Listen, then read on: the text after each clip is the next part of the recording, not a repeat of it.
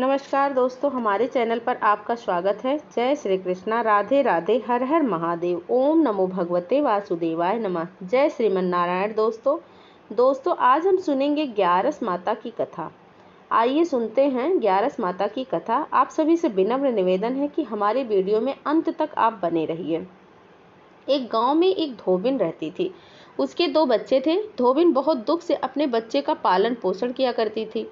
धोबिन हर रोज छोटे छोटे बांस की टुकड़ियां बेचकर करती थी, जिससे जितना धन मिलता उसी से अपने बच्चे का पालन पोषण किया करती थी।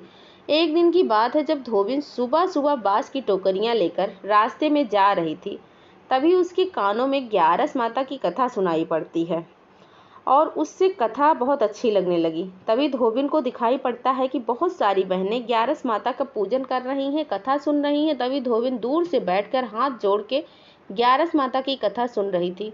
जब ग्यारस माता का कथन पूजन समाप्त हुआ तो धोबिन मन ही मन में ग्यारस माता से हाथ जोड़कर प्रार्थना करती है कि हे ग्यारस माता, अगर मेरी यह सूप और बांस की टोकरियां बिक जाएगी तो मैं आपका व्रत बड़ी धूमधाम के साथ अपने घर पे करूंगी। इतना प्रार्थना करके धोबिन वहां से जाने लगी। तभी सारी बहनों में से एक बहना धोबिन को पुकार कर उसे प्रसाद देती है और धोबिन जैसे ही प्रसाद खाती है वैसे ही सारी बहनें मिलकर सारी टोकरियों को खरीद लेती हैं। अब तो धोबिन मन में संकल्प कर लेती है कि मैं भी ग्यारस माता का व्रत और करूंगी और तुरंत बहनों के पास जाकर कहने लगी कि बहन, क्या मुझे आप ग्यारस माता का व्रत विधि कथा बतलाएंगी? सारी बहनें मिलकर कहती हैं, हाँ क्यों नहीं, बतलाऊंगी। तब धोबिन कहती है कि ठीक है बहन, कल आप सभी मेरे घर आ जाइएगा, मुझे ग्यारस माता की व्रत विधि बतलाकर चली जाइएगा। तब सारी बहनें ने कहा कि मैंने इससे पूजन सामग्री का लिस्ट बना दिया है, यह सारी सामग्री लेकर तुम अपने घर जाओ, हम अगले ग्यारस को तुम्हारे घर चले आएंगे, ग्यारस माता का पूजन विधि कथा भी सुना देंगे। जैसे ही सुबह हुई, धोबिन अपने घर की साफ सफाई अच्छे से करती है और सारी पूजन सामग्री इकट्ठा कर वहीं पर बैठकर इंतजार करती है कि अब सारी बहनें आएंगी, ग्यारस माता का व्रत विधि बतलाएंगी। लेकिन ऐसा बिल्कुल नहीं हुआ। सारी बहनें उसके घर नहीं आई क्योंकि वह धोबिन जात की थी। अब धोबिन की श्रद्धा भक्ति को देखकर ग्यारस माता को धोबिन पर दया आती है। ग्यारस माता बूढ़ी माई का वेश धारण करके धोबिन के घर के बाहर आकर पुकारती हैं, कोई घर में है? तभी धोबिन बाहर निकलकर बूढ़ी माई के पास जाती है और कहती है कि माँ कहिए कैसे आना हुआ।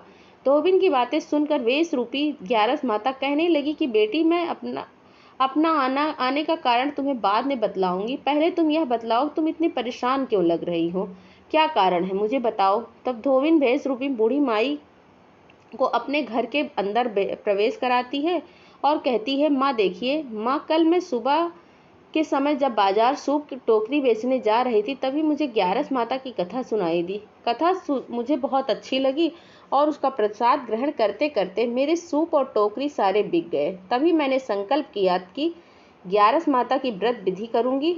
मुझे ग्यारस माता की व्रत की विधि नहीं आती, इस कारण मैंने बहनों को कहा था कि कल मेरे घर आ जाना, ग्यारस माता की व्रत विधि कथा मुझे बता देना। उन सब ने कहा था कि मेरे घर आएगी, शायद मैं छोटी जात की हूँ ना, इसीलिए वो नहीं आई।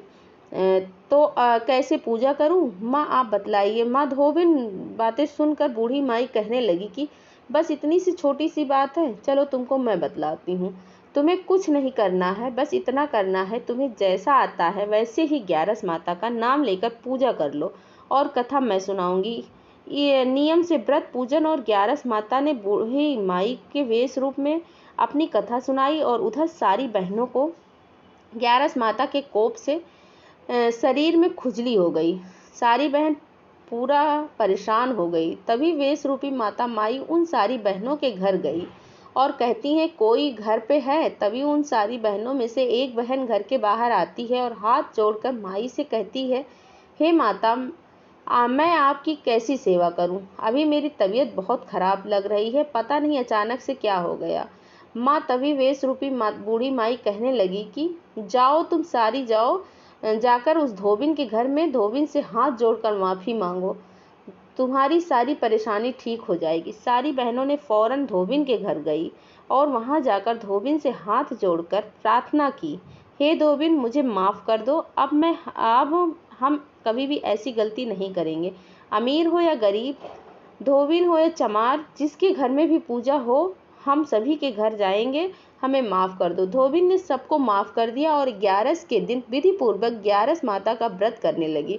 इसके फलस्वरूप धोबिन के घर में अन्न धन का भंडार भर गया। धोबिन का झोपड़ी महल में बदल गई और धोबिन और उसके बच्चे सुखी जीवन व्यतीत करने लगे। सभी प्रेम से बोलो 11 माता की जय। बोलो विष्णु भगवान की जय।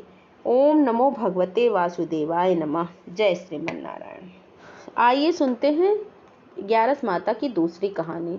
विष्णु भगवान की जय। बोलो 11 माता की जय। एक नगर में एक राजा राज्य करता था। वो बहुत ही धार्मिक प्रवृत्ति का था। उस राजा को समय आने पर 2 कन्याओं का जन्म हुआ।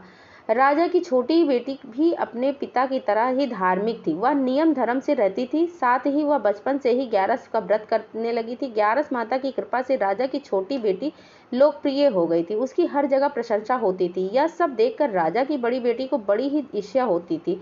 वह अपने बहन से जलती रहती थी। एक बार की बात है, पड़ोसी राजा का बेटा बड़ी बेटी को देखने आया, लेकिन उसे बड़ी बेटी की जगह छोटी बेटी पसंद आ गई। अब तो बड़ी बहन अपनी छोटी बहन को और भी अधिक देख के जलने लगी थी। छोटी बहन को मारने के लिए नए नए तरीके अपनाने लगी थी। एक बार खाने में जहर मिलाकर उसे खिलाने की कोशिश करती है कि एक बार मटके में जहरीला सांप रखकर छोटी बहन के कमरे में रख देती है। एक बार छोटी बेटी को पनघट पर पानी भरने के लिए ले जाती है, उसे धोखे से नदी में धक्का दे देती है। हर बार 11 माता उसे बचा लेती थी, क्योंकि वह 11 माता का व्रत किया करती थी। बड़ी बहन बहुत परेशान हो गई थी कि यह तो किसी भी तरह से मरती नहीं है। एक दिन बड़ी बहन छोटी बहन से पूछा कि मेरी प्यारी बहन, भगवान ने हम सबकी मृत्यु किसी न किसी तरह से लिखी है। क्या तुम्हें पता है कि तुम्हारी मृत्यु कैसे होगी? छोटी बहन बहुत ही सीधी सादी थी। वह बोली, मेरी मृत्यु मेरे पालतू तोते के गले में हार है, उसी में अटकी हुई है। यदि कोई मेरे तोते को मारकर वह हार पहन ले तो मैं मूर्छित हो जाऊंगी, और फिर उस हार को उतार कर रख देगा तो मैं जीवित हो जाऊंगी। उस रात छोटी बहन अपने पिता के पास गई और बोली, पिताजी, मुझे शक है कि यदि मैं मर जाऊंगी तो आप मुझे जलाना मत। आप मुझे हमारे पुराने महल के कुएं के पास झोपड़ी बनवाकर खाट पर सुला देना। राजा बोला, बेटी, तुम ऐसा क्यों बोल रही हो? 3 दिन बाद तो तुम्हारी शादी है। तब छोटी बोली कि पिताजी, समय का कोई भरोसा नहीं है। इस तरह शादी वाला दिन आ गया। उस दिन बड़ी बहन छोटी बहन के पालतू तोते को ढूंढती है। वह उसे कहीं नहीं मिलता है। तभी दरवाजे पर बारात आ जाती है। वरमाला का कार्यक्रम संपन्न हो जाता है। फेरों की रस्म शुरू हो जाती है। उधर बड़ी बहन तोते को ढूंढ लेती है और वह उस तोते को मार देती है, और वहीं छोटी बहन 3 फेरे राजकुमार के साथ पूरा कर लेती है। तभी छोटी बहन मूर्छित होकर गिर जाती है। उधर बड़ी बहन तोते के हार को खुद पहन लेती है। इधर सभी घबरा जाते हैं। सभी बारातियों में हलचल मच जाती है। राजकुमारी को क्या हुआ, सब डर जाते हैं। तब राजा वैद्य हकीमों को बुलाते हैं। छोटी राजकुमारी को महल में ले जाकर लेटा देते हैं। वैद्य हकीम राजा से कहते हैं कि राजकुमारी न मरी है न ही जीवित है। हमने ऐसा पहली बार देखा। तब राजा उनसे कहता है कि वहां जाकर बोलना कि राजकुमारी अभी बेहोश है, थोड़ी देर में ठीक हो जाएगी।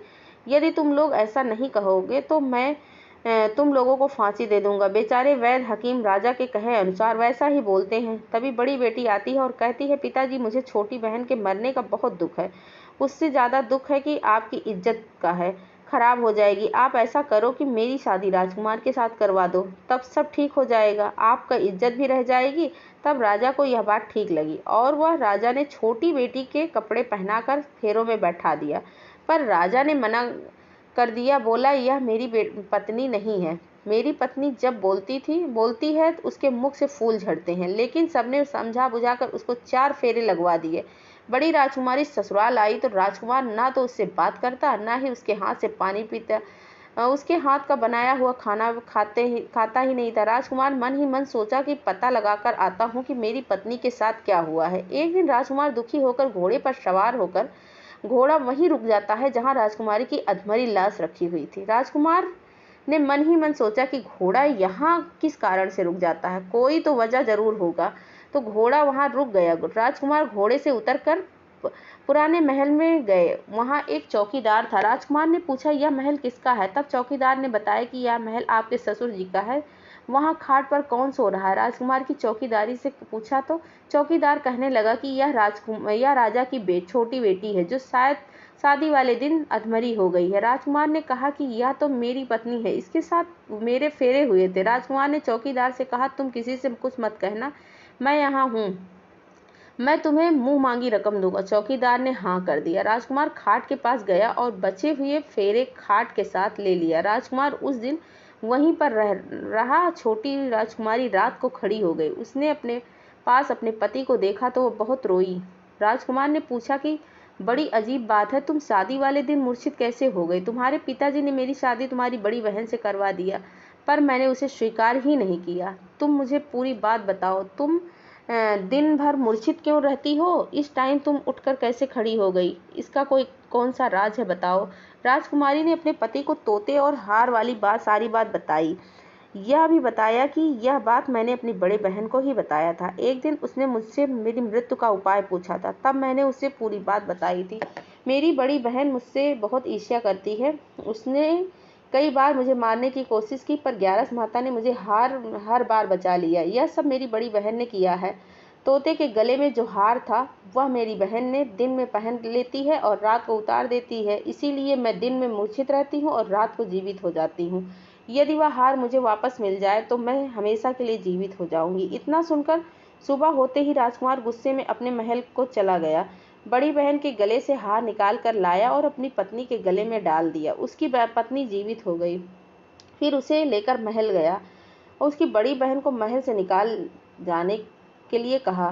कहने लगा, तभी बड़ी बहन रोने लगी और रोते रोते बोली कि छोटी बहन, तुम्हें क्यों हर खुशी भगवान दे देते हैं और मुझे क्यों नहीं देते? इसका रहस्य बताओ। छोटी बेटी बोली, तुम्हारे मन में लालच रहता है, इस कारण तुम्हें दुख मिलता है, और मैं सबका कल्याण करती हूँ, साथ ही ग्यारस का व्रत भी करती हूँ, इसीलिए कल भी मेरा कुछ नहीं बिगाड़ सकता था कोई, और न ग्यारस माता की महिमा है जो मेरे साथ तुमने कई अनहोनी किए पर कुछ नहीं हुआ।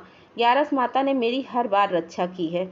अब बड़ी बहन की आंखें खुल गई। वह बोली, बहन मुझे क्षमा कर दो, मैं कहाँ जाऊंगी? तुम मेरे लिए एक छोटा सा घर दे दो, उसी में मैं रह लूंगी। छोटी बहन को अपनी बड़ी बहन पर दया आ गई। राजकुमार से कहकर उसने बड़ी बहन के लिए एक महल दिलवा दिया। बड़ी बहन उसी में रहने लगी। अब वह नियम धर्म से अपना दिन बिताती है, साथ ही ग्यारस माता का व्रत भी करने लगी। छोटी बहन अपने पति के साथ राज्य सुख भोगने लगी, साथ ही दोनों ग्यारस माता का व्रत भी करने लगी। ग्यारस माता की कृपा से छोटी बहन को एक सुंदर सा पुत्र उत्पन्न हुआ और महल में रिद्धि सिद्धि का वास हो गया। ग्यारस माता जैसी आपने छोटी राजकुमारी पर कृपा करी, वैसे ही इस कहानी को सुनने वाले और सुनाने वाले पर भी अपनी कृपा बनाए रखना। जय हो ग्यारस माता की, जय हो विष्णु भगवान की।